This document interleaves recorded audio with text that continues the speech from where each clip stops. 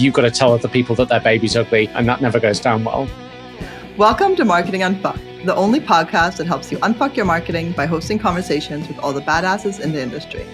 We are your hosts, Siobhan and Russell, and today we're joined by Jono Alderson, and we're going to talk all about site speed. Let's do this. Thank you for being on the show, Jono. How do we unfuck marketing?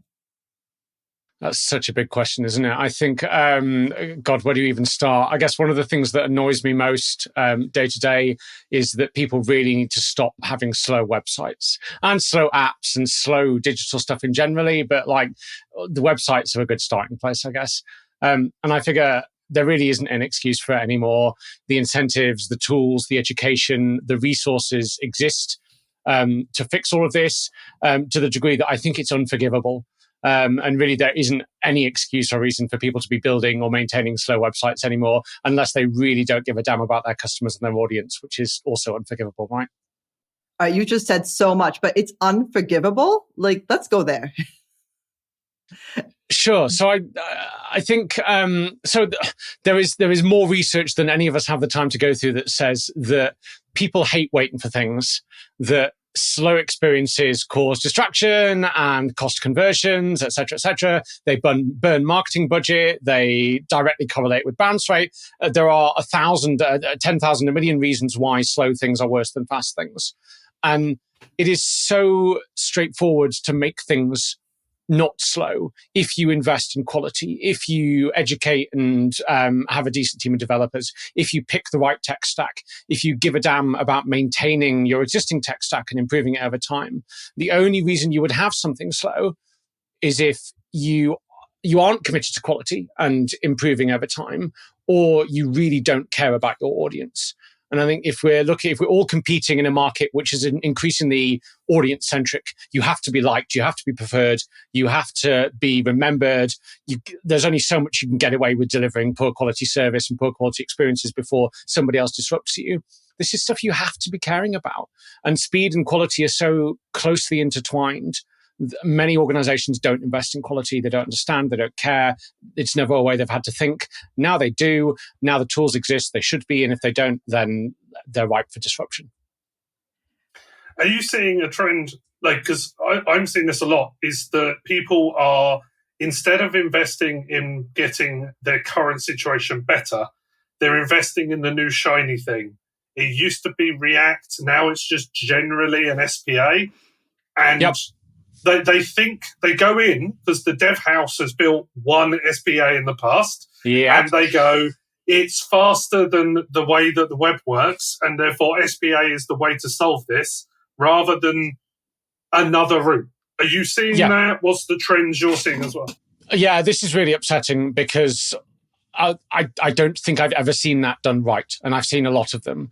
And universally, what you end up with is something cumbersome and bloated that is a dead end that lives for a couple of years. And then you start again with the new shiny thing. Because by that time, your CTO has left in a cloud of shame. The new one's come in, has something to prove. Yeah, absolutely. And then everyone's just shaking each other's hands under the table and building whatever. Yeah, it's nonsense. I think people radically underestimate how many things browsers just do right, and how normal and standardized websites that you click on a link, the page loads, the title changes, the content is refreshed.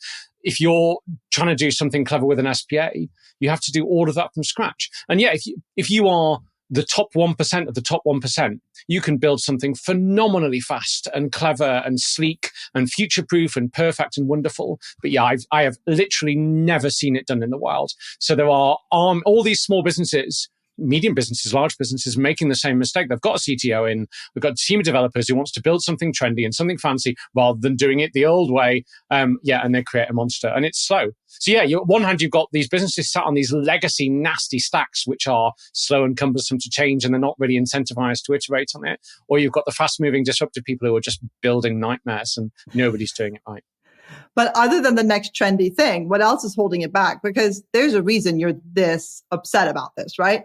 And you're saying that the majority of people aren't getting it right. So it can't just be the trendy thing. What else is holding us back? I think businesses have never been motivated to care about or invest in quality. the operating model has always been do as little as possible to get away with as much as possible and invest as little as possible to meet whatever criteria, achieve whatever thresholds, hit whatever targets. And that works when you've got brick and mortar high streets, when all you really need to do is shout loud enough to get enough people into your door. It works to a degree with paid advertising and AdWords. If you spend enough money, you get more people in. We're gradually seeing, as I said, this shift towards a kind of audience-centric model where the only thing that really differentiates you from your competitors, of which there are an infinite number, is how much people really want to shop with you rather than the next people over. And suddenly that means you have to invert that whole model. You can't go, what is the least bad we can get away with being? You've got to go, we've got to compete on being great. We've got to make people want to like us. We've got to be memorable. We've got to build preference. And brands just aren't designed to do this. They don't like, who in any organization is responsible for quality? It's like a broad horizontal thing that touches on everything. It's the same problem that we have with accessibility and SEO and content quality and all these other areas that we're increasingly struggling with. It's all the same problem. It's that these are reflections of horizontal quality and just organizations aren't designed to deal with that. So, it's incredibly frustrating. Do you see that term very similar to growth 6 years ago, where everyone was like, I need a growth team? And every business I went into, I would go, no, you just need to do things properly. You don't need a dedicated team. Just don't do things at poor quality, but never really said it like that. It was just don't do things shit, do things better. You don't need to form a growth team. And I agree with you, but I don't think people need a quality, like a chief quality officer. They just need to appreciate that doing a lot is not as good as doing things well. But I don't think that's changed. I just think that the market is getting smarter and consumers are getting smarter. And that's been driven by the Chinese market, Amazon, the big boys. They've created a bar of expectation, and especially in e-coms, everyone competes with Amazon, give or take. So there is an expectation that's managed there from a quality perspective. And Amazon aren't great at a lot of things, but they've set a bar. And now if your website does not load quicker than Amazon, which loads very fast for someone who definitely has more content, definitely has more products, definitely has more issues than you. Yes, they have a better tech stack, fair enough, but they've got way more issues to face in their tech stack. There shouldn't be an excuse for brands now. No, and I think you're right with growth. I think that growth really was just about product market fit and being brave enough to invest in marketing strategies that grew you, right? It's not radically different. I think, you're completely right. The expectations change and increase. I think there's two other interesting things which are happening. One is increasingly the entire top of the funnel, for want of a better phrase. I know that's an oversimplification, but the research and preference building and list building phase of going through a considered purchase journey is increasingly algorithmically driven. Systems like Google, like Facebook, like Amazon will decide which 3 products we see. And they, as part of that, will decide which 100 products we don't see. So if you're the 4th best option, you can't even access your market. You can't spend more to shout louder. You can't put more adverts in front of their face. You don't have permission to reach that audience. So you start to look at some of these challenges of the quality gaps and, okay, you don't offer free shipping, your website loads slowly, etc. Historically, you would have gone, okay, we'll make it a bit better. What's the least badly we can get away with doing? Now, if you're not great, you don't even access the market. And that gap closes and closes and closes and gets harder and harder. And again, businesses aren't set up to deal with this. The other interesting thing I see... Oh, go ahead. No, go ahead. Okay. So I think, and this is why I'm interested in the speed angle, I think speed is part of the answer. So I'm sure everyone's familiar with Google's Core Web Vitals metrics, which are like a codified, now universal standard way of measuring how fast is this website thing. And they're not perfect by any means, but they're getting smarter and they're evolving over time. But what happens when you look at those and take a step back a bit, I think, is that they become really good measures of this ephemeral quality concept. We're saying, how much has your organization invested in audience-centric, user-centric factors, experiential factors? Have you spent time and money making your website fast? Is your CTO up to date with the latest trends? Are you caring about accessibility? Are you sophisticated enough to understand that spending budget on shaving off milliseconds will increase conversion rate over here, etc.? They become a really interesting proxy for quality. And I think that we've never had that before. We've never had a good way of quantifying this and putting it in terms that businesses understand. So now you can start to go, okay, you are the fifth best in the market. Nobody is reaching you because these algorithms have decided that you're crap. Look, here are some really good numbers that, yes, measure speed ostensibly, but actually are a reflection of the IT, organizational, political, strategic challenges that your organization has. Businesses who score slowly on those metrics have bad leadership, have bad tech stacks, have bad marketing strategies, have bad budgeting, all these other factors. They're never just about speed. They're always symptomatic of these kind of organizational quality issues. So I'm looking at this a lot, and it seems to ring true across all different types and scales of businesses. But then you wonder, though, don't you? Because Core Web Vitals, it really is in your face, right? Everyone can check their site. Everyone can check each other's sites. Everyone knows how everyone's performing. And then it's shocking to hear that no one is actually acting upon this, because this has been around now for a little bit. So people should be acting on it. So you're saying bad leadership, etc. But what else might be holding people back? Because no one is doing anything. There are very few people I know, even within my client base, when I tell them you need to get your site back up, they don't want to see the value. Something's holding them back. And I mean, I have my theories, but what are yours? I think there's a large part of people don't know what they don't know. And there's a degree of shame that you've built this thing and you're proud of it. And I think one of the things I try to remember quite often is, having worked in agencies and around the industry a lot, I've seen a lot of websites and a lot of businesses making these same types of mistakes. However, inside these businesses, they've never done this before, or they've only done it a few times. They've not re-platformed 100 times. They haven't evaluated all these different tech stacks and options. And they think they're making good decisions. And they think that the enterprise CMS that they bought for $100,000 a year is a great deal. And they think that the CTO they've hired in with some disruptive background to rebuild their landing page knows what they're doing. And as soon as you start pointing at bits of this and you say, actually, look, you are fundamentally wrong, or you have missed entire categories of consideration, or the shiny thing that you're very proud of is fundamentally unsuited to ever being used in the real world, there's a huge amount of shame associated with that. So you end up poking people's stuff, and obviously they don't like that. It's the same problems we have with SEO. It becomes inherently kind of combative. You've got to tell other people that their baby's ugly, and that never goes down well. And then coupled with that, you've got people who are, especially in established organizations with established stacks, people who are very comfortable. And if you start saying, hey, you know what? We could, if we adopted Cloudflare and configured it in this certain way to speed up all your things, you could let 10 of your engineers go.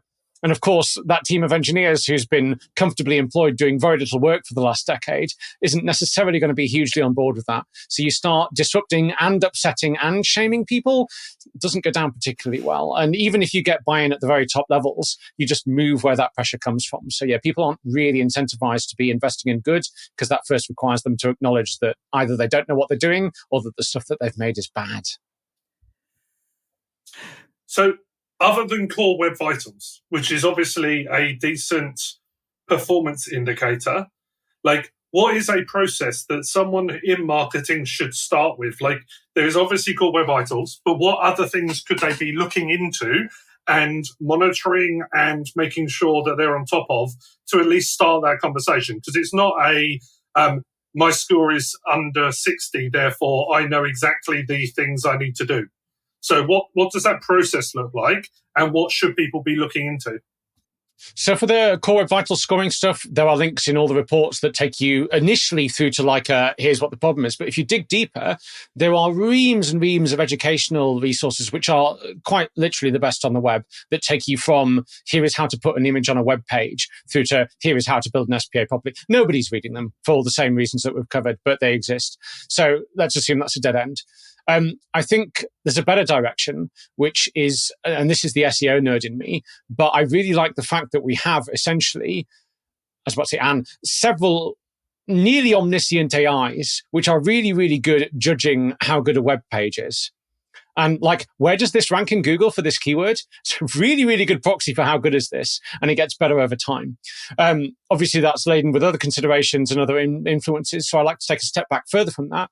Go and read Google's quality rater guidelines and assess your business and your content and your website in line with them. Like, this is the best resource that we have on this planet for assessing neutrally, is this thing good?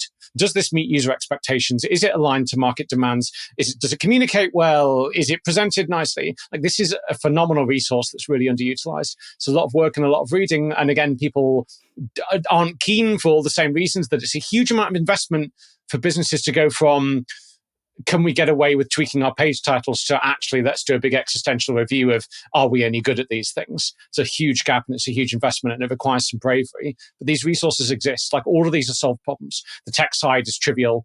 It's not trivial, it's trivial if you know what you're doing. The tech side is solved and you can go and educate and go through all of that. The quality side is solved. You can go and evaluate your pages in a repeatable way. You can do it versus your competitors. You can benchmark it. All of these resources exist. The only thing preventing people from solving this is being brave enough to do it. And the commercial challenges of that, right? If you've sat in a legacy tech stack. And internal stuff as well, because basically we're talking about the difference between a marketing team and a technology team. And in a lot of companies, like if you take a travel company, for example, the majority of their tech stack is nothing to do with marketing. It's probably the booking engine and the external infrastructure that allows them to load hotels, load flights, all of that stuff. That's 90% of their issues, is that. And then there is the front end of a website, which is 10% of their issues, and 10%, probably up to 30% of their budget is marketing things. They don't care about what CMS they're sitting on. They're more concerned about the booking order system and all of that technology. So that is probably the one of the major challenges, is they just don't care. Yeah. And then two things happen, right? One, God, shoot me anytime anybody says marketing website, because it displays such a fundamental lack of understanding. That's the growth problem, right? Like, all of these assets are your front of house, but never mind. It's not their core consideration. And so the poor little marketing team, who are under-resourced and under-budgeted and get the last pick of the crop for tech resource and strategic investment, have to sit and wait until one of their competitors leapfrogs them. And then it's too late, because it takes a year to then react to that and say, okay, we're going to have to spin up budget, we're going to have to restructure teams, we're going to have to hire, we're going to have to re-strategize, etc. By which time that competitor is now getting further and further ahead, and you've lost. And you're gone, and you're dead. And I think the days of being able to wait and then react for this kind of stuff, when the impact is so monumental, especially with quality and performance, right? You're talking double-digit increases in conversion rate, in revenue, etc. Yeah, you can't sit and wait until you've already lost. That's scary. I think thinking of booking engines and flights and stuff. Have you been to Booking.com recently? Yes. That's not delightful. their website. It's a really good example of exactly what you're saying. So I have a business account and a personal account. If I go to booking.com, it loops me through something like 16 different redirects and loads 130 megabytes of JavaScript over like 300 requests to get me to my "you are in your business" login page. And then you've got to click about 5 times to go find my personal page. The whole thing really does the same again. Now, it's because all of these people are looking in the wrong place. But my God, it makes me hate using it. It's just slow beyond anything. It's fascinating. Their app on your phone is really good, by the way. So I don't worry about website for that. Yeah, I only use the app as well. And I don't have a business and personal account. I just use my personal account. I've given up on business accounts. Because Amazon does the same. You have to jump through hoops every time you want to switch around. And it's really hard to use. So I just don't use it. But this is the other question, right? We keep on mentioning tech is a huge part of it. And it is. But isn't there so much more that's getting your score in Google with Google? It's content, it's quality.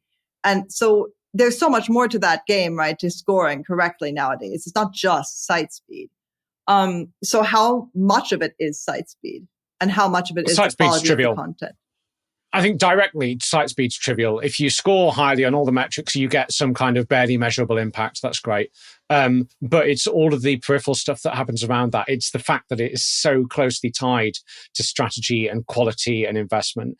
And like the sites that are scoring slowly, the process that they have to go through in order to score well requires that they evaluate their tech stack, that they consider their strategy, that they fire some leadership, that they double the size of their tech team, that they stop loading clunky JavaScript on their pages, that they adhere to privacy requirements and they stop loading Google fonts cross domains in a way that breaks various EU directives, and 100 other things. So yeah, speed's almost irrelevant, but the process of sorting your speed out makes you into the kind of organization that deserve to rank, aside from all the content positioning challenge, but it's hard for those to go uncoupled. So yeah. But then what are some good examples? Speed, cool. Who are you going to answer first? Say again, Siobhan, sorry. Who is a good example? Or can you give us some good examples of who's doing it right? Of who's doing it right from an organizational perspective, or how they're approaching it, or even whose website is doing it right? There are very few. I did a whole bunch of research last year to try and find people who are doing well, and I found a lot of people who are doing badly. And there were some really fascinating ones, like NVIDIA. Yeah, NVIDIA, who are like leading the global revolution on next generation AI and machine learning, etc. Like one of the slowest websites I found. Vodafone, by far and away the slowest, took about 15 seconds to load on most devices, despite them having done a collaboration with Google to publish a bit of research on how improving site speed improved conversion rates and metrics are still falling off the charts. So there were very few good ones. The few I did find, Disney, PayPal, Netflix, and Deliveroo. And that kind of makes sense, right? They're the kinds of brands you would expect to be investing in this, because you can really imagine how milliseconds of friction in their processes are going to like directly correlate with the bottom line. But I think Disney had a new CTO as well. Nice. And a ton of their stuff on WordPress, when they did which Disney is good. Disney Plus was a huge investment for them, obviously. And we saw a massive technical change in how Disney does everything. And that's across the entire sort of ecosystem of Disney. That's pretty cool. But I think the trap there is it becomes very easy to think that speed is only really important for those kind of thing as a service models where you're going in, you're interacting with it, it's very transactional, it's very media consumptive. I think the same applies if I'm trying to find a plumber to repair my boiler, or I'm deciding what crisps I'm going to have for lunch. Like, this is subconscious. And I think that's the bit people forget, is it's not about me thinking, oh, that extra 100 milliseconds was really irritating. It's about me looking out the window or opening a new tab or wondering what's for lunch. And that erosion of attention creates room for me to consider alternatives, to get buyer's remorse, to start to debate other alternatives, etc. And shaving off those milliseconds closes that gap. And that's a universal thing. And it's not just whether I'm ordering takeaway or watching TV. It's every decision I make. Yeah, and there are a bunch of stats on that, aren't there, out there? Although I tend to question them, because personally, if I go to a website, once I'm on it, the extra half a second probably won't affect me. So this is sometimes from a consumer perspective. Do you think it's actually as needed, or is it mostly needed because you need to rank? Oh, definitely as a consumer thing. I think once you're on their website, you've already gone through 10 steps of different processes that you might not have even clocked. You've probably not gone directly to one website. You've probably done 4 searches over 3 days in 12 different tabs.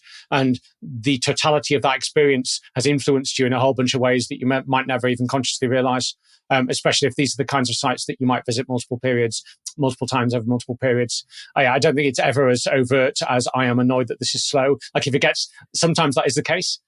When stuff is really bad, like trying to go to bloodybooking.com. But yeah, a lot of the time, this is just kind of that erosion of attention and creeping in room for you to start to have doubts or to consider others. And in e-commerce, we see this quite a lot, that loading a product page can mean a bounce. There is a huge correlation between site speed and exit rate on certain categories of pages. And you see this quite often with huge product images that people haven't optimized. Do you see other examples of that in other categories, or does it, I just see it in e-commerce all the time? Yep, images in particular are criminal. The images I'm fascinated by, it's a deceptively hard thing to get right. I did an entire 60-minute talk last year about how to put an image on a web page. because like I could send you the code for that if you want, buddy. It's just well, you think you could. You think you could. I had 120 something slides starting with like img src equals cat.jpg and expanded it for even at the end of that expansion, the scenarios were still quite simple. It's just like there are many people from multiple places in this planet accessing this in many different devices with many network conditions, with many browsers, with many different types of support. And if I can rotate my phone and if it should, yada, yada, yada. This stuff is hard to get right if you don't know what you're doing. And images are universally bad and wrong. Every single site, everywhere. To your point of seeing other examples, there's loads of slightly spurious research that comes out all over the place about sites that were bad and are now good and double their conversion rate. I tend to dismiss those a bit. There was one really nice one in 2020, though, from Deloitte. And they said they ran 120 sites, I think. They made a measured change. They increased overall load speed, increased by 0.1 second. And it drove a 10% uplift in retail spend across a dozen categories. And then they repeated it and did it in B2B as well, and it was 7%. So in theory, they'd normalized it quite well. It wasn't as big a sample as you would have liked. But yeah, and this was, again, things like image sizes loading, JavaScript lazy loading, etc. That makes sense to me as an increase in basket value is effectively what that's saying, because you are able to load more pages and therefore the likelihood of you adding more items to your basket becomes higher, and therefore that correlates for me. The increasing conversion rate stuff that companies like Google keep on putting out there, where it's like, oh, it increases your conversion rate by 20%. You're like, what device are you showing? Is this a ZX Spectrum you're showing this on? Yeah, and how much of that is actually just reduced form abandonment, which is a very kind of separate subset of that, and certainly not related to how fast does this load overall. But yeah, that reduction in friction as you browse is definitely a thing. Exactly. But then let's go back to like, how do we address this issue, right? Because now it's pretty clear that there's a problem. And then you're saying that shame and laziness and leadership are holding things back. And then you were also mentioning that marketing needs to, because it is usually considered a marketing asset, the website and tech need to almost communicate a little bit and get out of their silos to figure this out together. So what are some successful ways of actually going through that process and try to resolve the issues? I guess the utopian vision is you refactor and restructure your organization to be holocratic and have nice groups of squads and yada, yada. Blah. Yeah, we know. I mean, that's been the solution to everything forever, hasn't it? Stop giving me I'm at the front of a conference and give an answer that's generic. Give me an actual fucking answer, Jono. I was getting that out of the way. No, I think the answer is to, and again, this is the SEO nerd in me, but I think this might be the right answer, is to leverage SEO. I think all of this has been all of this dysfunction we're describing has been the case for 20 years. Sites have been slow, sites have been bad, organizations have not invested in quality, the web is shit. That's been stable and staple. It's only since Google started pushing really hard on Core Web Vitals and we had official metrics and official processes and a ranking benefit that organizations really started to say, oh, go on then. We will start to address some of our long-standing core failings.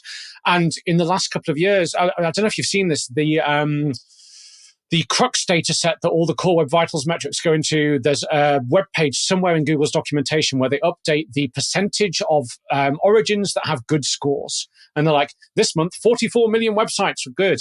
That number's going up. And it's going up more and faster than it ever has before because there's now an incentive and there's a modeling and there's a measurement framework. So making this an SEO problem starts to get people moving. However, this is only early days. I think... So there's a whole bunch of stuff happening. Wait, let me interrupt you for a second, because SEO, most people will think is keywords and backlinking. So you're talking about technical SEO. Just let's, just to get that all together. Well, at this stage, yes. But this is the change. So the Core Web Vitals ecosystem is evolving. And at the moment, it's only like how quickly did your page load? But they're already adding new metrics for things like how smoothly does it interact as you scroll? Which is still very technical, but this sits alongside some other metrics and analysis they're doing about, are you meeting accessibility criteria? And are you ticking various kind of general best practice security boxes? It's not unreasonable to expect that they start to go down the line of, is your content readability good? Are you supporting multiple languages and being aware of, is your page discriminatory to people who are neuroatypical? And these sorts of things are sometimes tricky to quantify, but they're starting to get there and they're starting to add them in. And what these metrics start to become is truly a representation of, do you give a shit about your audience? Are you audience-centric? Are you building a website that's designed to truly help and support people? Or is it just some kind of marketing function that lives over there as a pamphlet on the internet? And as they reward and incentivize those scores more and they make them more sophisticated, the gap between bad and good will widen. So I'm hoping that people's greed to rank better in Google, even if they don't necessarily understand the nuance of that, and even if they do just think it's about keywords and ticking these scores, will drive the right kinds of behaviors. Because we've codified it, it's got a nice big Google logo on it, and stakeholders can quite easily build a narrative of red score bad, green score good, green score money, and then that will force the change in the background. I mean, we're already seeing some of this. It'd be nice to see more, but given that this is the only thing that's ever moved the needle, hopefully it will continue to do so. Staying on this topic, but just kind of splitting it in one way. The amount of businesses that I speak to where desktop is where they think of everything, yet their customers are 60% mobile. Speed is more prevalent on mobile, and people don't deal with it well. So can I focus your answer to everything we've spoken about and get into mobile and optimizing for what is mobile and what factors are different, what's the concerns? Because it's very easy to talk about a desktop website loading, but actually there are many other ways and concerns that a business would have where they should be mobile first. It's 2022. Year of the mobile was 6 consecutive years, 8 years before ago. we were born. Yeah. Yep. It's now decade of the video, or whatever they're going to call it. Yeah. But what should businesses be thinking about from a mobile perspective? Because that should be their first port of call, in my opinion. I'm going to disagree strongly. I think that the separation of desktop and mobile is part of what's caused this disparate thinking and the problem. Because you're now saying that I need 2 websites and twice the budget, which is scary. I'm talking about usability more than anything. But that's how businesses perceive it, right? Oh, we built this desktop thing. Turns out now we need a mobile thing. I think we're way past the point where we have 2 categories of devices, and that we need to be thinking device agnostically. We need to go, a user on a device in a place with some capabilities is going to put our URL into a browser. And that's not about, do they get the mobile version and how does that work differently to the desktop? It's about this thing needs to load and react and behave in a way that's suitable for whatever it's consumed on, whether that's a toaster or a TV or whatever else it is. And actually, that sounds abstract and futuristic, but that's a much easier way of building it than having discrete sets of logic for device conditions, etc. That said, and just on that, Jono, is that because 4G and 5G now exist, and therefore the speed of download on a phone is less of an issue? Because way back when, the issue was actually if you only had 2G or slower, the speed on a mobile was never going to be what it was on a desktop. Yeah, and you'd really want like a light version. Mm-hmm. So you can still do, so that's, I guess it depends to a degree who and where your audience are. But if you're looking, one of the interesting side effects of Core Web Vitals is it's analyzing real users all across the world on all types of devices. So you can't just go, oh, we only sell to rich, middle-aged white people in London, therefore 5G it is, and let's not worry about the size of our images. You have to go, there's a whole bunch of people in China on old iPhone 3s are going to be reading our excellent blog because it's excellent and it really helpful and educational. You have to cater to them as well. Now, this is rewinding. This is one of the places where the SPA JavaScript first revolution actually has some real advantages over conventional websites because you can much more easily access and interact with your device's capabilities. There are APIs for things like what's the quality of the network connection and is this hardware constrained and how much RAM does this have and all that sort of thing. And then you can go, you know what, this is quite an old mobile phone. Let's switch out the logic that's going to load our big hero video thing and just put a low-res image in place instead. You can do some of that. You can do a whole bunch of that. quite happily on conventional website ecosystem infrastructure. Images again, hey, there's no reason why your big hero image at the top of your page can't have 30 different versions. And some of those will be designed to serve a high resolution desktop device. My mobile phone, I think, has a higher dots per inch ratio than my laptop. So pixel's not a pixel, but like this probably needs a larger image than my desktop screen in front of me. You can manage all that conditionality. It's more work to build it in, but you can make your website device agnostic in a way that solves all of this. If you're going to do it right, you really want to be going down those shiny JavaScript routes. But again, nobody has ever done this. Nobody's done it well. There is no good SPA out there in the world. I don't think. I'd love to see one. Bold statement. Leave it in the comments, and we'll get Jono back to go through all the SPAs in the comments and tear them apart. Yep. Or they'll tear him apart because it will just work. And we'll have examples for future talks. So it's win-win for you. Yep. Nice. Oh my. Is your website built up to standard? Mine's I think scoring about 99 across Core Web Vitals at the moment. I'm cheating a little bit because I'm using AMP, but at some point I might replace that and it'll be even faster still. Mine's one of the one. In fact, I've got a standing offer open that if anybody can find anything objectively imperfect about my website, I'll buy them a beer. I know that there are 4 things that I'm aware of that I just haven't been bothered to get around to yet, but hopefully some people will find some different ones. Awesome. We're going to finish it there. Thank you very much for joining us, Jono. Can you let the audience know where they can find you online? All over the online. I'm on the Twitter at Jono Alderson quite prolifically. Otherwise, put my name into Google. I'm at jonoalderson.com, or in a professional capacity, go find me at yoast.com or LinkedIn, or probably not on TikTok. I think I've missed TikTok, which I'm slightly nervous about. Yet. Inevitably, when it takes over everything and is the only social network left, I guess I'll have to be there. And you've launched something recently at Yoast that you just wanted to share with the audience as well. Yeah, we did. I should pitch this because otherwise I get told off. But back in January, we launched a Shopify app for Yoast, which is pretty cool. Having spent years with people saying, hey, we love Yoast on WordPress. Can we have it on insert another platform? We're now on Shopify. That's pretty awesome. We will be on other stuff in the future. But we're taking over the world and becoming the SEO framework of standards, de facto framework standard. Words are hard. We've used a lot of them. You're on Shopify and WordPress but not Spotify. Not Spotify. Which we all seem to think. Lovely segment there. But we are on Spotify, which is where you can find this episode later, probably next month actually. And there's many other episodes already been posted online. And you can find us on Substack and other places as well. But thank you very much again, Jono, and subscribe, all of that stuff on YouTube, and we'll speak to everyone soon. Cheers. Thank you, Jono. Awesome. Thanks a lot.